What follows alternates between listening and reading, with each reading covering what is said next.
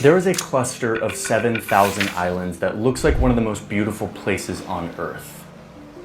People have been living here for over 30,000 years, traveling between these islands, trading with each other and with the region, and developing religion, identity, and culture. It eventually became a country called Ma'i. And while all of these advancements were happening here on these islands, another group of humans had been evolving in another part of the world, over here in Europe.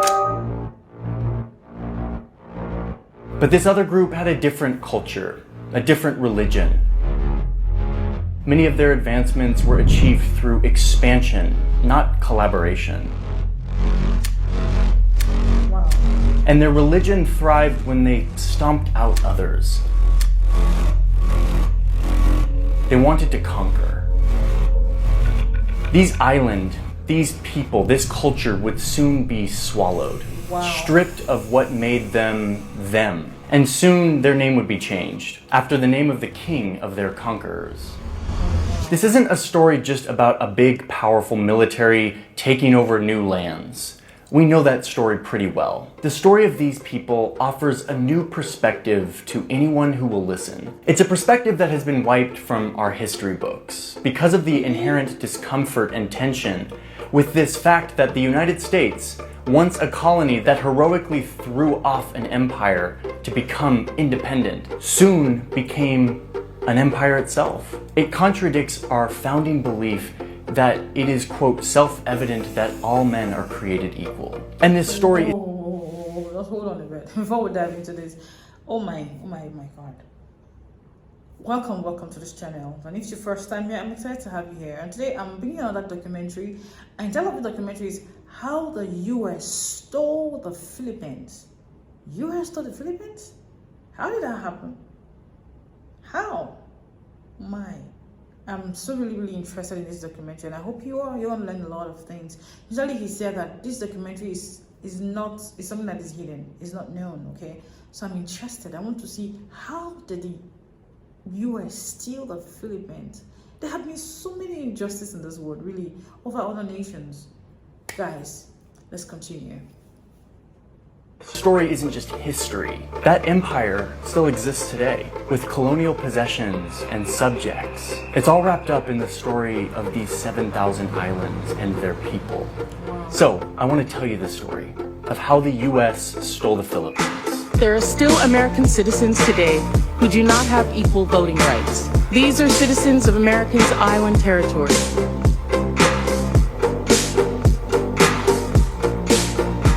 The U.S. Constitution grants citizenship to everyone born on U.S. soil except in one jurisdiction.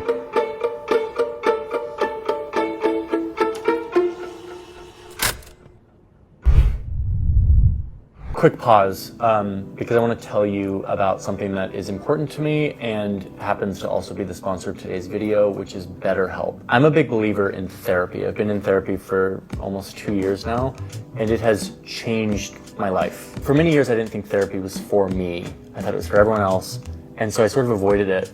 But when I finally started going last year, I really started to realize that there was so much that I could be working on day in and day out that could dramatically reshape how I think about the world and ultimately make me more happy. BetterHelp is a platform that is trying to make therapy more accessible to people. It's a virtual platform, so you have access not just to the therapists that are in like your town, but to a huge network of like 15,000 therapists, so you can find the right fit for you. Finding the right therapist is sometimes difficult, and with BetterHelp, you can, for free, switch to a new therapist as many times as you need to until you find the right fit. Your therapist is in touch with you. You can message them right in the app throughout the week if needed, and it is an affordable and approachable way to get in on therapy whenever you want. And BetterHelp is available worldwide. Anywhere in the world that you are that has an internet connection, you can get in on counseling. This isn't a crisis line.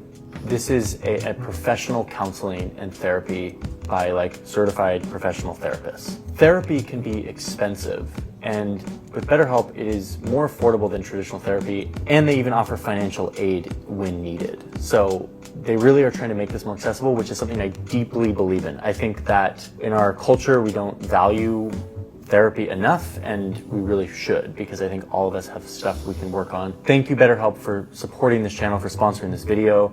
There's a link in my description. It is betterhelp.com/JohnnyHarris. Going to that link will get you 10% off your first month of BetterHelp if you want to get started today.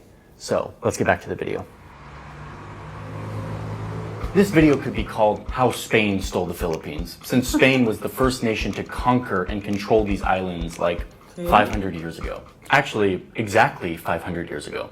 And indeed, Spain left a very deep influence on these islands, not least the name itself, which is named after King Philip. Spain brought their religion, their language, their culture, which is why the most common last names in the Philippines are like Reyes or Del Rosario, De la Cruz, De los Santos. But the heyday of the Spanish Empire came and went, and by the 1800s, it was kind of crumbling. But it was the arrival of a new superpower that I believe had a bigger imprint, not just on the Philippines, but on the US itself. It established rules and behaviors that we still grapple with today. And that's why this is the story of how the US stole the Philippines.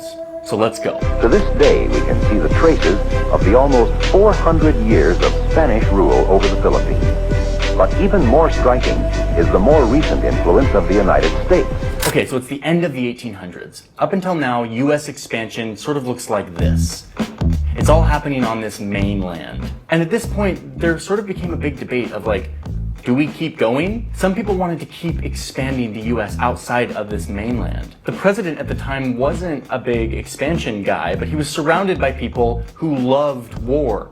Specifically this guy. And these people who surrounded the president had their eye on this Spanish colony right off the American coast called Cuba, where the locals were rising up against Spain.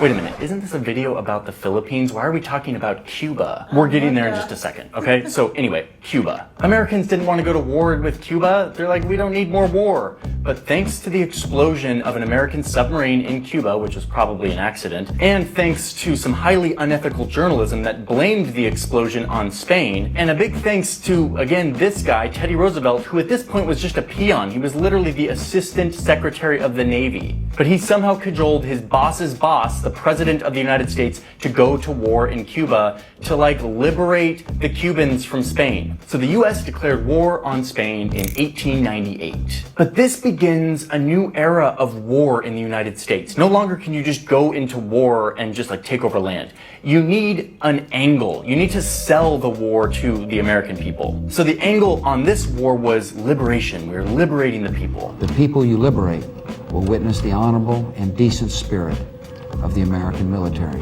No. That's later. We're talking about 1898. But yes, the whole idea of selling war to the American public didn't really go away after this. Why did the US go to war in Iraq? In the early stages of military operations. So anyway, the US is now at war with Spain, which is an empire that is deeply in decline, as I mentioned. It's not going to be hard to win. But soon, it's not just Cuba. The US, really meaning Teddy Roosevelt, who again is just an Assistant Secretary of the Navy. He's like not a big decision maker. He somehow maneuvers the situation to say like, let's liberate next door Puerto Rico. And while we're at it, let's go into the Pacific and liberate Guam and the Philippines from Spain as well. Teddy didn't even ask his boss to do this. He literally sent off a cable to the Navy commander in Asia that was like, George Dewey, go attack the Philippines where Spain is. That is what your mandate is. And George Dewey's like, okay, I'm being told to go to war with Spain and the Philippines. Teddy was sort of the mind like better to ask forgiveness than permission. I mean, I get that, but kind of nuts that he pulled it off. Anyway, and now because of Teddy Roosevelt, who we literally named the teddy bear after, side note, we are at war not in the Caribbean only, but also in the Pacific. The US arrives to the Philippines and sees that the locals had already been fighting against the Spanish for like years. The Spanish were weak and were totally declining. So it's like the top of the ninth inning or like the fourth quarter of the Spanish in the Philippines. And the US shows up and is like, let us liberate you. And the Philippines were like, well, we've sort of already been fighting this bloody war for years against the Spanish. So yeah, I guess United States, if you want to come help us deal the final blow to Spain, like sweet. So George Dewey, this Navy commander, and his fleet show up to Manila. Meanwhile, back in the US, people are like, wait, weren't we just supposed to invade Cuba? What are we doing in the Philippines now? And the US government's like, because the Philippines is a perfect hub for commercial opportunities in Asia, and we think that if we don't take it, Japan or Germany might take it, which would clearly diminish our geostrategic advantage in the Pacific. No, they didn't say that. They said, we want to liberate the people of the Philippines. They don't say it. Liberate. The people you liberate will witness the honorable and decent spirit of the American military.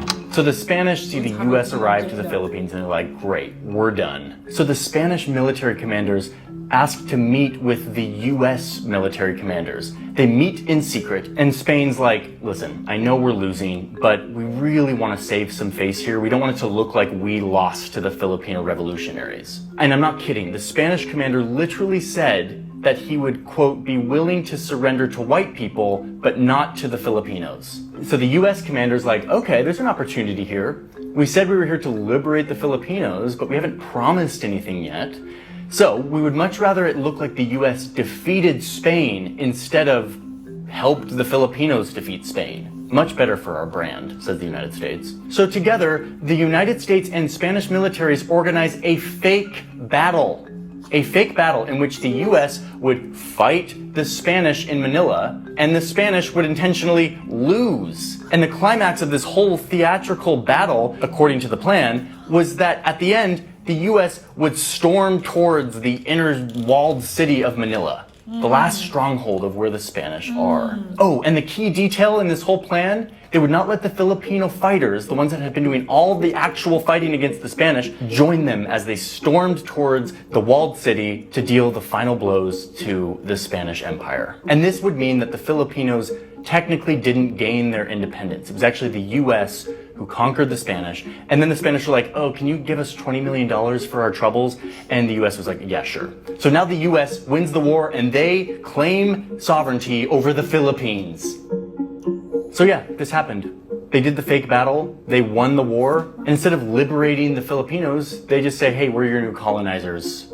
Psych. Meanwhile, back in the United States, they got to keep up this white savior liberation narrative that they created to justify going to war with Spain. So you see a lot more theatrical PR by the government. They staged this giant military parade in New York City, where this military commander who did the fake war, George Dewey, marches down. They called it Dewey Day. It was like a 2-day parade in New York City. They created a big military arch for him. He became like a military hero for having liberated all these people from the Spanish. And then you start to see these crazy advertisements, like this soap advertisement that has George Dewey, the commander, washing his hands with the caption, quote, the first step towards lightening the white man's burden is through teaching the virtues of cleanliness. And on the sides, you have soap being offloaded in the Philippines and being given to the locals. The US had to frame this not as conquest, but as the honorable duty of the US to civilize these people, or in the words of the soap ad, quote, to brighten the dark corners of the earth. Jeez, this is insane and was not that long ago. Okay, so this is where things really heat up. It's 1900 now, Spain, and people sort of just forgot about the Philippines. They forgot that there was a war there. One newspaper summed it up by saying, Americans didn't know if the Philippines were islands or canned fruit. But the fact remained that the US went to war and now owned the Philippines, in addition to Puerto Rico and Guam. So this begged a very important question, one that hadn't been asked before, which is all of this land America? Are these people Americans? This was a huge question. And the answer to that question affects how we see these territories still today. Okay, so a few years after these wars, there's a guy in New York City who's importing oranges from one of these territories, Puerto Rico. And he's paying tariffs on these imports because, that's what you do when you're importing oranges from another country. Wait a minute, another country?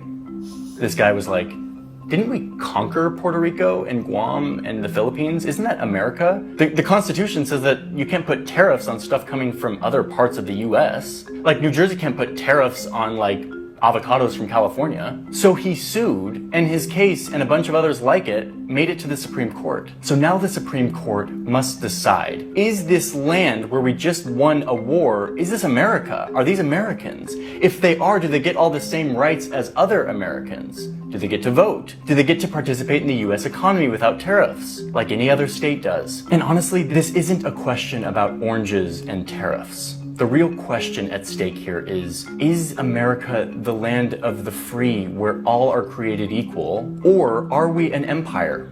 No different than any other empire that scoops up colonial possessions in war and rules the people, who are usually black and brown, as subjects, not fully a part of the country. That was the question that was at stake. And in this series of cases in the early 1900s, the Supreme Court decided that America was the latter. Is the latter. They created a new category of land called unincorporated territories, where the people don't have any representation in the democracy, but where Congress could create laws on their own, particularly laws dealing with revenue, which would not be allowed by the Constitution for states within the Union.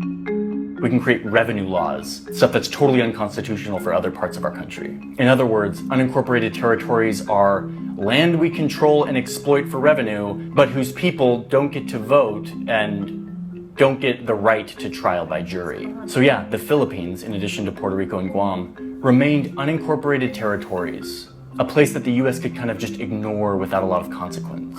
They weren't important enough or strategic enough to be considered to become states like Hawaii or Alaska. So they sort of faded from American consciousness. Like, this is why we never heard about this in school. Like, it didn't make it into the history books in any salient way. And how far the Philippines had faded from people's mind became very clear in December of 1941, during World War II. The US had owned the Philippines, these places, but we didn't want to bring the people fully into the American project.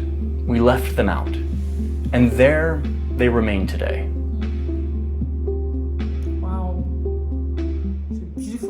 To see all that the US did to the Philippines. Well, and that's the reason why people don't really know so much about Philippines. In fact, I didn't even know about the Philippines until I started reacting, doing my reaction. That's when I got to know about the Philippines. Oh, this is kind of sad. Yes, the Europeans, the US, the American people are. They are colonizers, so they come and tell you they want to help you, they want to liberate you. No, they always have a hidden agenda being what they are telling you.